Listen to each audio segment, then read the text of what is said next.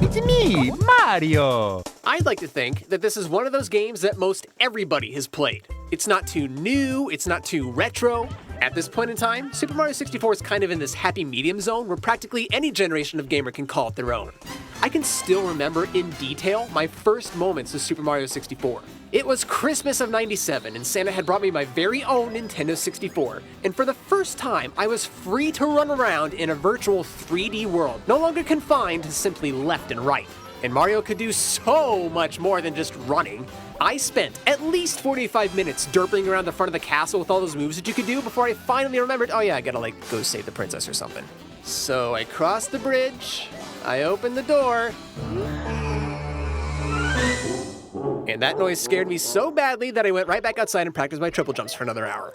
Even after I manned up, I pretty quickly found that this game fell squarely into Nick's Law. Every game intended for children secretly contains some nuance designed to give its target audience nightmares. And I don't know about you guys, but grown-up Nick is still afraid of Unagi the eel and that piano from Big Boo's Haunt. But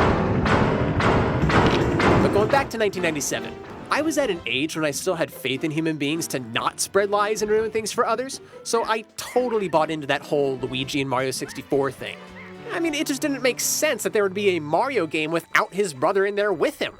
I mean, how else do you explain the plaque on the star statue that says L is real, 2401 my keeper is? Why else would the letter L be at the top of the volcano? For what other reason would opening this door and running down the ramp trigger a ghost noise? Who else could be behind these floating doors high above Dory's pool? And just look at these pictures. Do you know where they're from? Oh, I'll tell you where they're from. They're from the internet. I heard you could unlock Luigi by stomping on the sun 64 times and running 64 circles around it. Both ways. I read once that if you hit the tip of the floating island, Luigi falls out of the bottom.